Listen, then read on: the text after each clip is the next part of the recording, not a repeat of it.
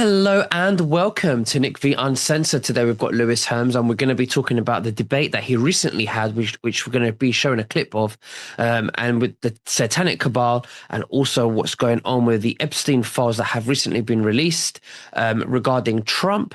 And we're going to dive into that to find out exactly what's going on there, because a lot of people are a little bit confused. But just before we begin, we're back on YouTube. And for YouTube's guidelines, I just want to say, because we want to stay on YouTube, use the Matrix weapons against them so we can wake up as many people as possible and say that this is for entertainment and purposes and educational purposes only.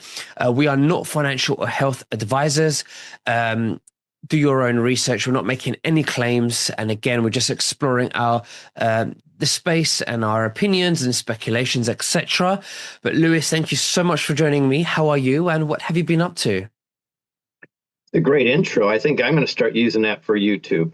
We have to. We have to play their game against them, protect ourselves, and we wake up as many people as possible. We have to be strategic.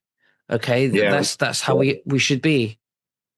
Yeah, which I have trouble doing, but I'm gonna learn from you and others, because I have a knack of getting taken down on every possible social media you can. But I agree with you. If we could just parse our words, but people still know what we're saying, more people are going to see it. So that's brilliant. So tell me, what's been going on with the debate? You recently had a debate. Let's just, before we play it, how did you think it went? And what do you want to share with the viewers today? Well, number one, I was told that it was phenomenal, that we did absolutely amazing, which is great. I had several people that came in supporting other candidates, and they said they're supporting me after the debate. I could not have asked for anything more than that. That was unexpected. So that was cool.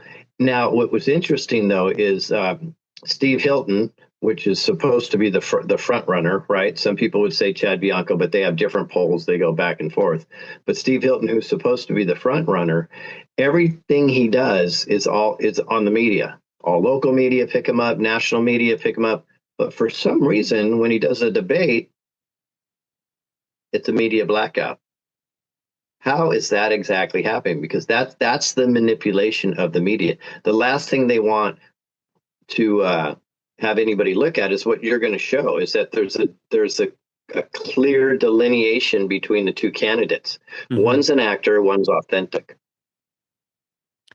Absolutely. Okay, so very interesting. So let's have a play. Okay, let me share my screen for a change.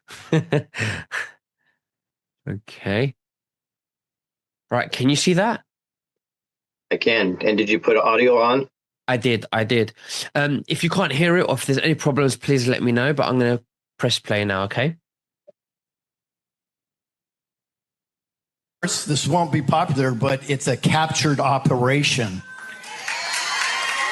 California. Hey, Nick, can That's you the go truth. back? The reality is they spend more time trying to put a rhino. Lewis Herms, just to remind you, the question is, what is wrong with the GOP in the state of California? Go back to where what did President Trump teach us? Starts the question, so you can see you want to go back to the beginning where Laura Logan starts the question, because then you can see Hilton's response versus my response, so which I think. Should we just go from the beginning? I'd like to start with the elephant in the room, which is what is wrong with the GOP in the state of California? All right, I'm going to stand up. I want to bring some energy into this room. I'll tell you what is wrong with the Republican Party in California.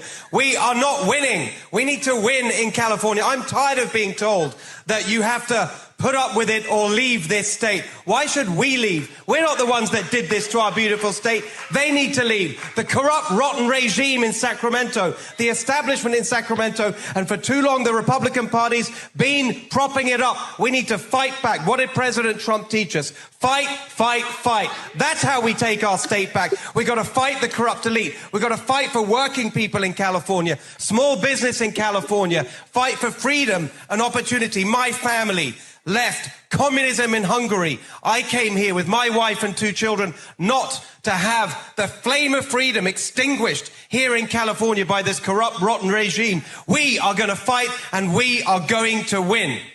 Steve. Over to Louis Herms. Just to remind you, the question is, what is wrong with the GOP in the state of California? Thank you, Laura. Well, first, this won't be popular, but it's a captured operation in California.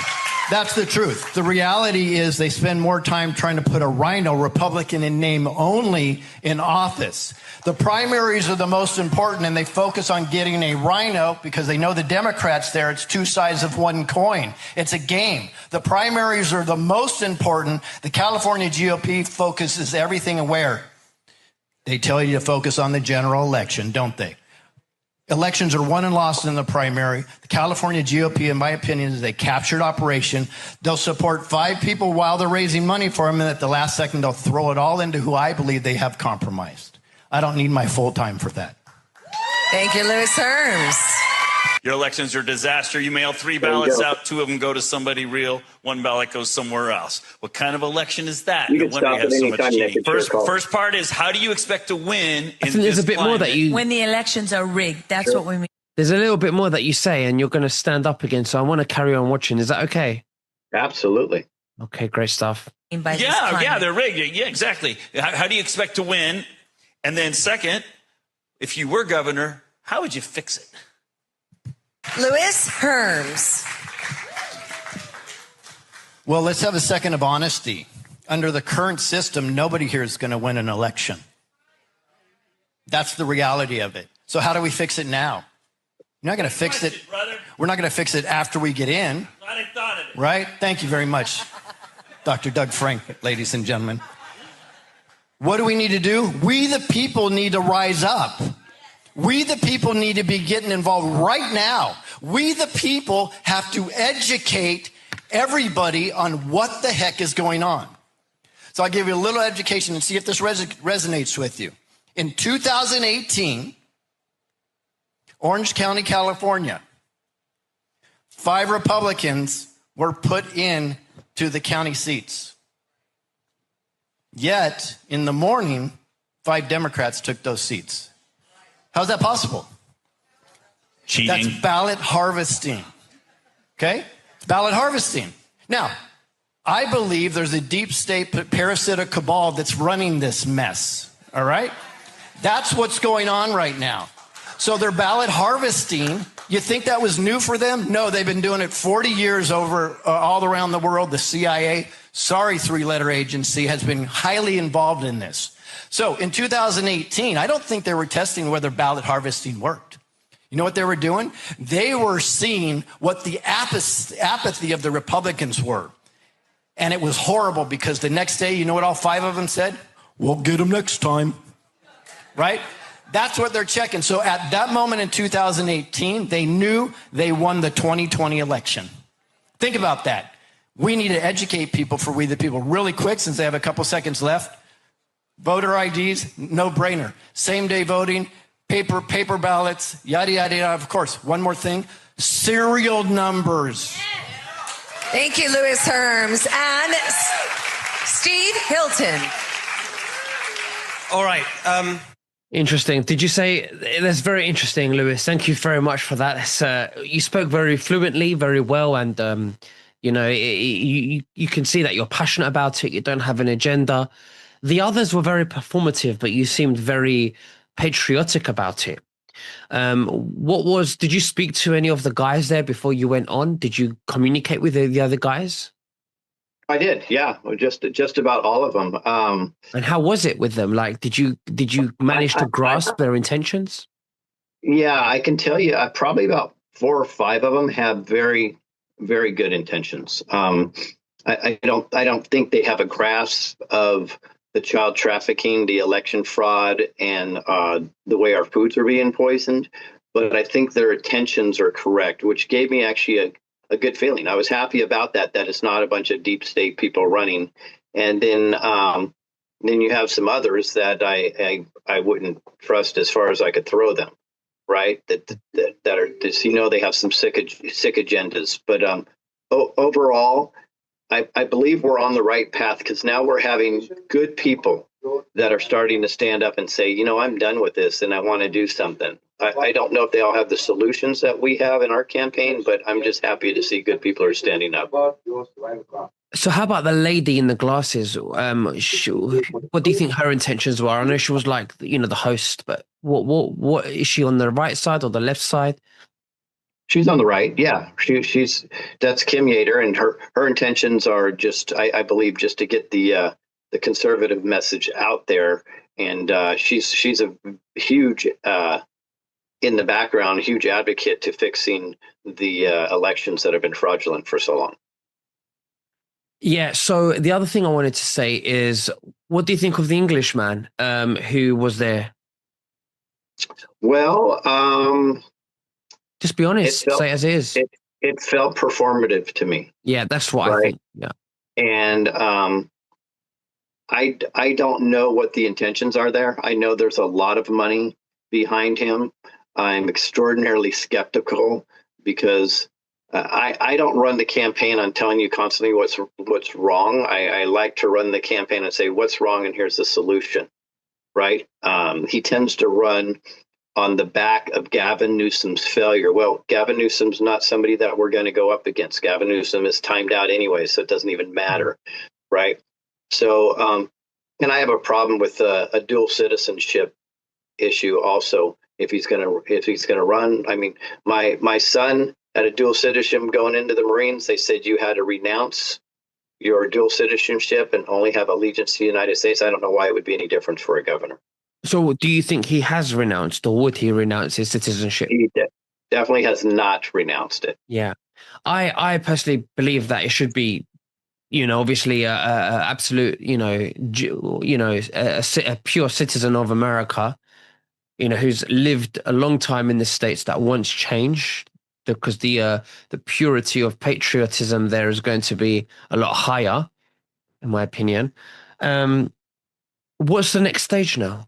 After this, what's happening? What's the next stage? Well, I'm going to do a lot of events. I'm going to go into the inner cities and talk to the people that people are afraid to talk to. I'm going to go into colleges, a lot of conservative meetings, and it's just a lot of work, a lot of travel. And then obviously we have to do a bunch of fundraisers because we are up against it.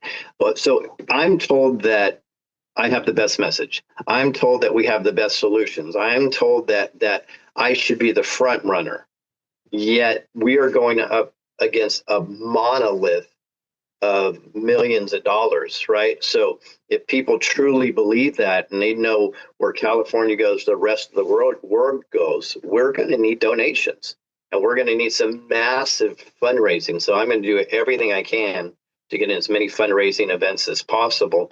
And when I'm on a show like yours, I'm going to ask for donations. That, by the way, within California, they can come all the way from around the world. So yes, if somebody from Ethiopia wants to donate, you go ahead. And I'm going to leave the link below for that, because anyone that's listening and you resonate with Lewis's message and him running for governor, I think you should support him, because it's people like him that we need in order for us to take the country back, and set new precedents for the other side of the world to see as well. Because we need to ignite this new awakening fire into our societies and make a difference. So let's talk about the satanic cabal. You mentioned that there's a satanic cabal, I think you mentioned, if I remember rightly. Yeah. So when we were talking about one of the questions had to do with food and farming. And I just addressed it like it is. The reality is our food is poisoned. Worse than that, it's intentionally poisoned, which to me, that makes it satanic. So I said there's a bunch of parasite controllers that control things. And the reason why they poison us is to control us. And in my opinion, YouTube, is to feed Big Pharma more customers. Absolutely. Okay, great. Let's go into Epstein now, with the Epstein emails. Are the emails real? Do you think they're made up? Do you think some are real, but there's more serious things going on that, they're trying to deflect? What's going on? I may not have read them all, but the ones I read are real. but they're clearly not a Trump-based email. These are people that are trying to collude against Trump. When you're reading the emails, they're setting up strategies on how they can use the Epstein lists against Trump. Now, let's think about this from a deeper level, and I think people are going to grasp this. The purpose for Epstein was not to traffic children. The purpose of Epstein and the Maxwells, right, and possibly Les Wexner, is to compromise, to get as much dirt on very powerful people that they could, so they can compromise them and control them. This is how they run the world from the background, right? So now, if we use that context, when we look at the emails, they're talking about how they can use their information, even though they had nothing on President Trump, against President Trump. It's very clear, if you understand the context, that they're colluding together, trying to figure out what they can do. So it's amazing that the deep state and the Democrats are coming out as if this is something against Trump, when it's clearly it's not. It's the opposite. In fact, if anything, this should absolve him. We'll see what time has, and when they release all the information. I don't think it's all going to come out. You and I both know that.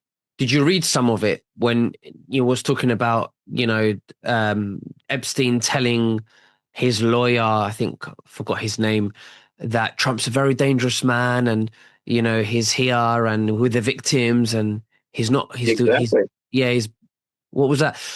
I think there might have been a point in history where they tried to catch Trump in the act for blackmail, but they failed. And Trump didn't do anything because there's none of that information there. So even if he may have been next to a victim, maybe at the time Trump was unaware that that girl he was with was a victim, and that they were waiting for him to do something inappropriate.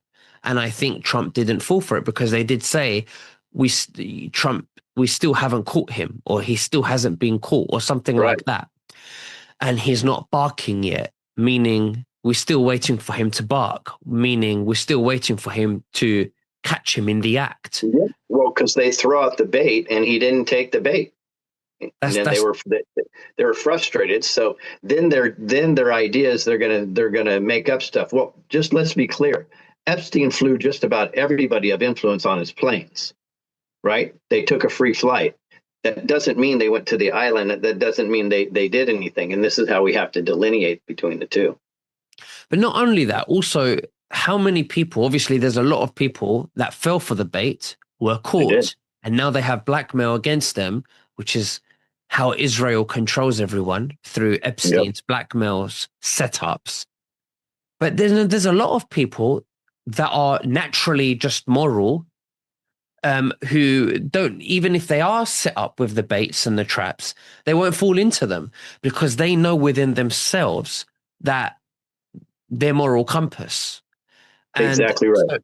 So they might be in the emails, mentioned in the emails, but it doesn't mean that they did anything wrong. That's what I think. And I think when Trump was saying, oh, well, the Epstein list, it doesn't really matter, and, why are we talking about this? I think this was all a setup for them to release something against Trump, so that he can then say, all right, well, I'll sign it. Let's do the bill. Let's sign and release the Epstein list. I think that's what it was. It was a bit like he was trying to entrap them after.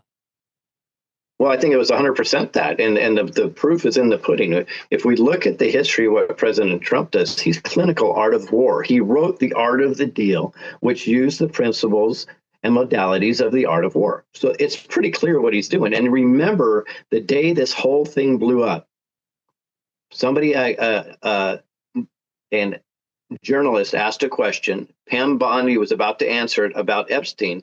President Trump shut Pam Bondi down hard, then launched against that and said, there's nothing there. Everybody stop talking about Epstein. There's so many more things going on. He made such a big deal of it. I've never seen President Trump make such a big deal out of something like he made that, because he knew what was going to happen next. Oh, and then he followed it up with shaming anybody that has been talking about the Epstein in a truth. Think about that. This is intentional. What happened is the deep state and the Democrats, they lost their mind. This is our opportunity. We need to find out what's in there. So now they're pushing the ball forward.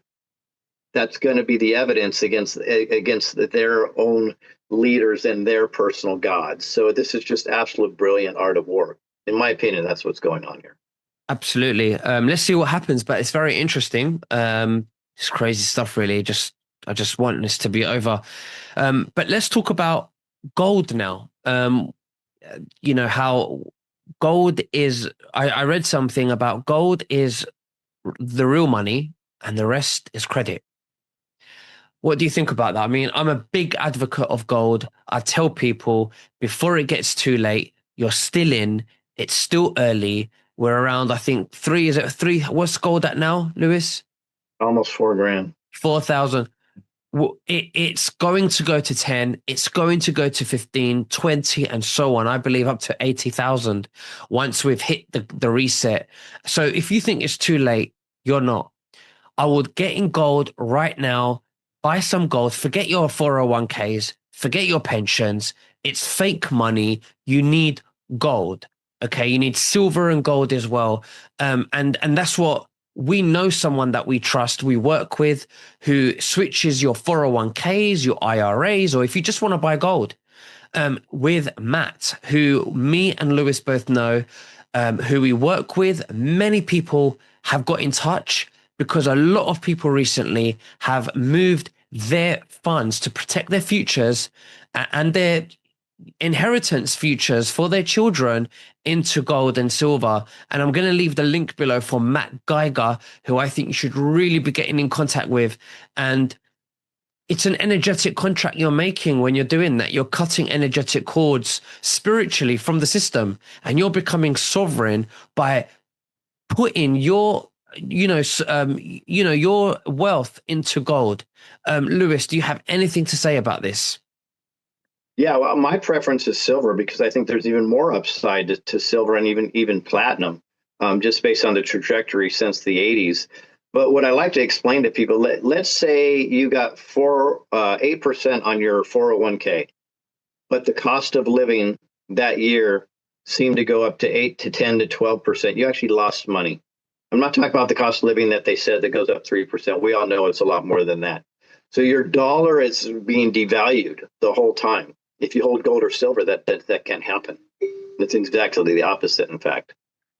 I don't think there's much to say on this. I think it's self-explanatory regarding the performance of gold. It's real money. If you've got cash sitting there, it's very unwise and dangerous to hold it in your bank account because it's just devaluing. Yes, the number stays the same, but that number that stays the same is worth less and less and less. Is weakening.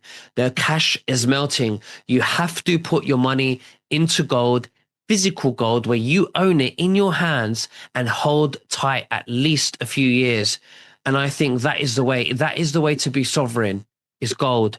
But Lewis, thank you very much for sharing everything with us today. Again, we're not financial advisors. We're not making any claims. Please do your research.